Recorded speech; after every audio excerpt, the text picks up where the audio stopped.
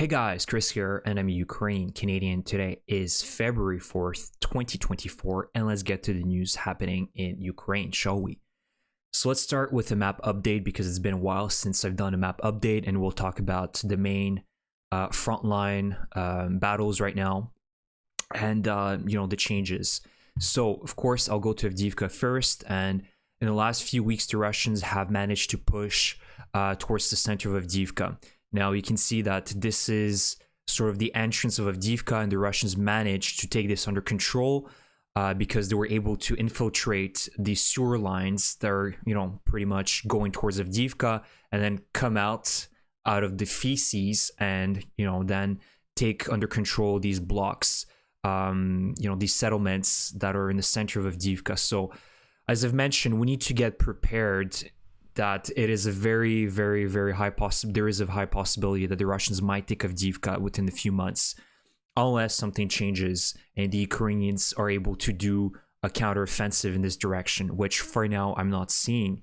The Russians are slowly chipping and getting closer and closer. The biggest advantage that the Russians have is, of course, the manpower advantage.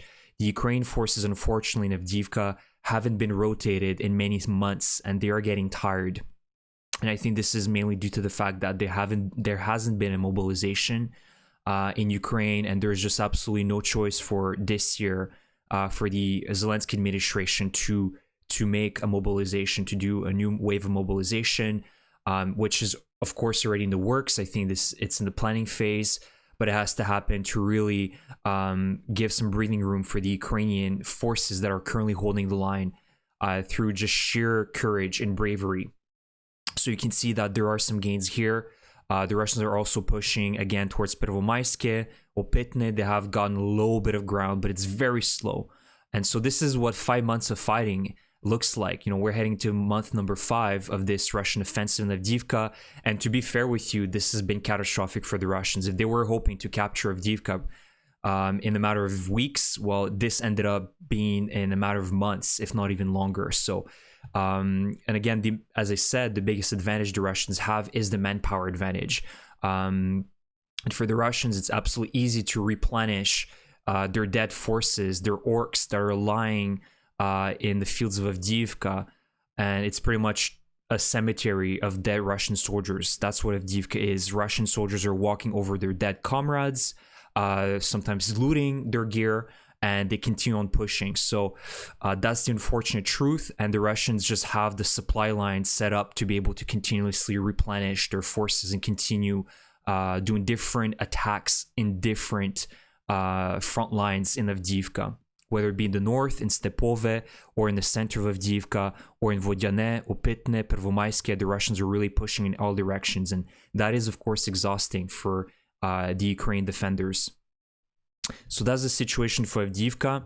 Another offensive that the Russians have launched is, of course, in Marinka, but between Marinka and Vuhledar, there is the village of Novomykhailivka. And here we had a very beautiful surprise from the Ukrainians. They released footage a few days ago of a massive Russian offensive and a vehicle offensive. So that included T-72s, MTLBs, BMPs, and the Ukrainians managed to again destroy over a dozen of these vehicles through FPV drones, missiles, and mines. But that footage is just crazy because we haven't seen such losses in a little bit, since I think the early phase of the Avdiivka offensive in October of last year. The Russians just literally haven't changed any of their tactics. One single file column of different, armored vehicles, and they're all getting picked apart, whether it be through mines and then FPV drones finishing them off, or just missiles hitting them. The Russians are not learning a single thing, and they're just going ahead with their constant meat wave attacks. Now, that's that for the Donetsk area, around Donetsk city and Avdiivka and Marinka. So the situation, of course, is very difficult, and the Russians, as you can see, are not only attacking in Avdiivka, but they're also attacking in Marinka, in Novomykhailivka, so that is stretching the Ukrainian defenses. Bakhmut remains the same. The Russians are right now still pushing towards Bogdanivka, so the Ukrainians are holding the line here in the north of Bakhmut. And in the south, the front line looks pretty much the same as of last few days. So This is good news. And there's a new report that came out a few hours ago mentioning that the Russians have accumulated over 40,000 troops in the north of Ukraine, so that is the Kharkiv region, to pull out another massive offensive towards Kupiansk. I feel like it's Groundhog Day because I've been reading such articles every other week of the Russians trying to pull out a massive offensive in the Kupiansk direction. But now this time they're mentioning that they have accumulated over 500 tanks, 600 IFVs, and hundreds of howitzers, and of course the 40,000 Russian troops that have been assembled in this general direction. Again, we've heard and we've seen the news that the Russians captured recently Khromalne and Tabaivka, so these two villages that are kind of south of Kupiansk, and most likely that the Russians will try to pull off another kind of Avdiivka offensive, so push towards Sinkivka in the north, in the south, do another push through this main road, and perhaps get more ground in in the west of Tabaivka, so continue on pushing through the fields, essentially do this kind of Avdiivka offensive here. So I hope that the Ukrainians will be ready. And again, this is much different because the terrain, if the Russians are trying, will, let's say, will be able to get towards Kupiansk. The terrain is unfavorable for them. There is a river, so already a difficult, obstacle for the Russians to cross if they want to take Kupiansk. The Ukrainians, of course, have the high ground here. So their visibility is much better, and I don't think it's going to be possible, even with 40,000 Russian soldiers, to get to Kupiansk in the next few months, because the goal is that they want to have massive successes by the March elections in Russia. Of course, Putin again needs to continue showing that there is progress, and capturing a few blocks in Avdiivka ain't gonna cut it to convince the Russians that their special military operation is going according to plan. Again, Putin indicated that they've had massive successes in Avdiivka because now they control parts, a few blocks in the center of Avdiivka, but that is not a big success for the Russians for the amount of losses that the Russians have had in Avdiivka in the last few months. Hundreds of vehicles destroyed, tens of thousands of men dead or wounded, is certainly a catastrophe for the Russians. Additionally, in the Zaporizhzhia front, today we had some images that Zelensky visited the brave Ukrainian men and women in Robotyne, so he came out there to hand out medals and awards. Very brave move for Zelensky, and very smart as well. This is boosting morale. It's very important to have your commanders and your president to come and show support in the front line. So this is one update I have for the Orikhiv-Robotyne axis. And also in Krynky, so now we're heading to Kherson. I haven't talked about this front line much because I think the Ukraine strategy right now is just holding parts of Krynky, parts of these settlements by the left bank of the Dnieper River, and just making the Russians, commit in doing suicide attacks, which are very, very, very deadly for the Russians. And they have about 70,000 troops accumulated here, so I don't think now that there's going to be a breakthrough for this year. I think it's just about creating another black hole where it's going to suck in Russian resources and manpower in the front line that the Russians don't really want to have open, right? And there is now more news that the Ukrainians have more settlements and more blocks under their control around the area of Krynky. It's not, again, confirmed. I don't know how much does Ukraine control in this village, but they certainly control about 25 to 30% of the village.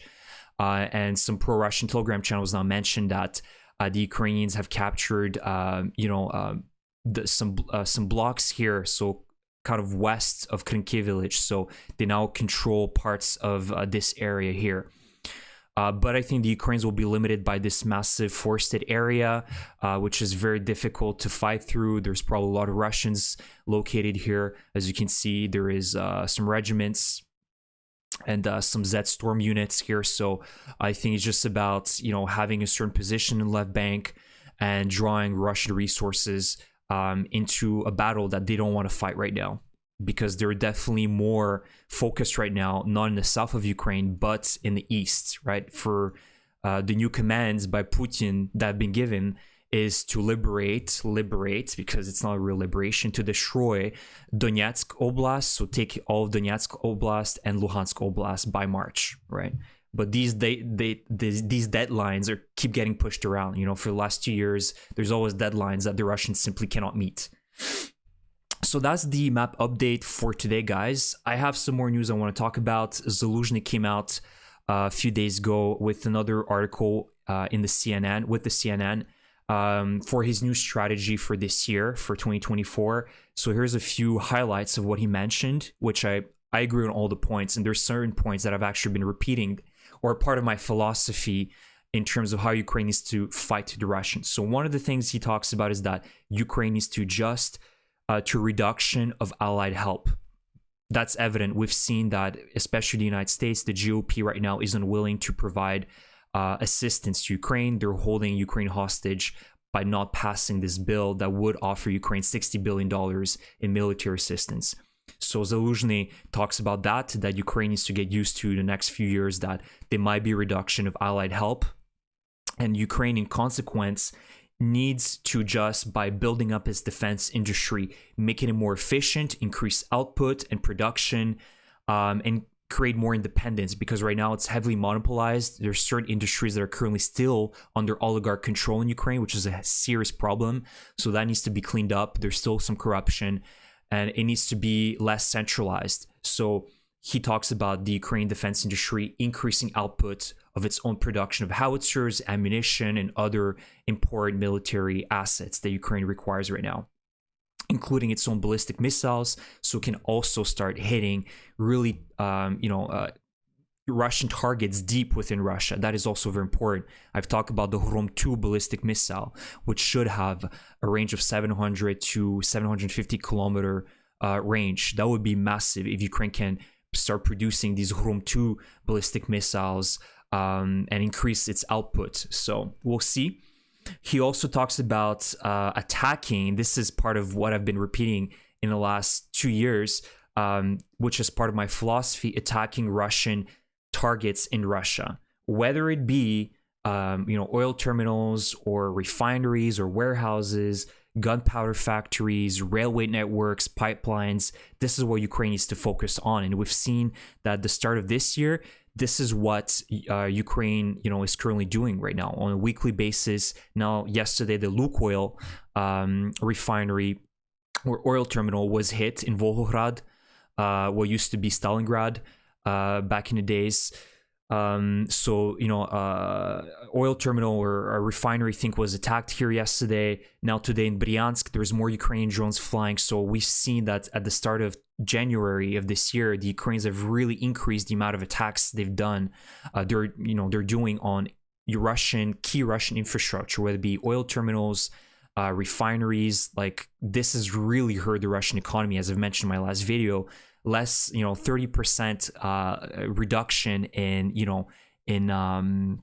the output in terms of oil that the Russians can do right now as of January. So it's a massive reduction, and I like to hear that Zaluzhnyi is mentioning this, and that's part of his strategy. And also, the last main point is that he wants to provide the Ukrainian forces with high-tech assets and effective training. So, move away the Ukrainian forces from the Soviet doctrine of war and into a NATO doctrine, and also allow them to master combat capabilities, right? The big problem, as I've said at the start of this video, is that the main advantage the Russians have is the manpower advantage. The Ukrainians simply cannot match that. And also with a brainwashed society such as Russia's, it's really deadly mix. The Russians are literally willing to die just for the motherland or their Tsar, whatever. They're extremely brainwashed, and they don't care about deaths.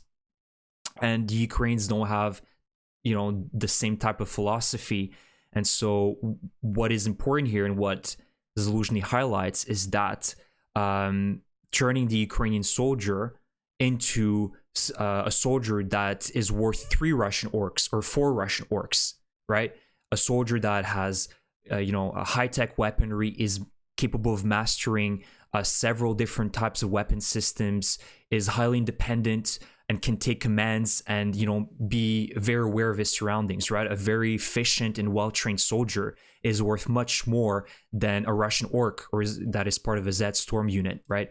So I think that this is very, very important for Ukraine to work on that for this year and really increase the quality of the Ukrainian soldier, which we have seen is one of the biggest assets Ukraine has right now. The quality is already there, but we can get it even better with more trainings, better quality weaponry, and just, creating a kind of a NATO framework within the Ukrainian military. So this is the Zaluzhnyi strategies for this year. Let me know what you guys think about it. One last little news update is that Canada might consider my transfer. So this is still not 100% confirmed if it will happen, but it does have the CRV-7 unguided rockets that are now, pretty much out of service since the early 2000s, that they're considering to transfer to the Ukrainian military for this year. So Canada has about 83,000 of these CRV-7s. That have been decommissioned for a very long time, and they're now considering to transfer them to Ukraine. Again, most of them could be, non-functional. They might need some sort of maintenance on them. I don't know. So even if 50% of them are functional, this is still a massive boost because, of course, the Ukrainians are using high-end helicopters and different types of jet fighters to conduct military missions in the south and in the east. And those would be massive boost in Ukrainian capabilities to hit Russian targets in the south and the east. So let's hope that our Canadian government comes through with this, makes the right decision, and sends these 80,000 CRV-7s to Ukraine. So that's the video for today, guys. I hope you enjoy my updates. Again, leave me a like, leave me comments. If you have anything to mention about any of the topics I covered today, I'm really grateful for all of you for your support, and Slava Ukraini. Take care.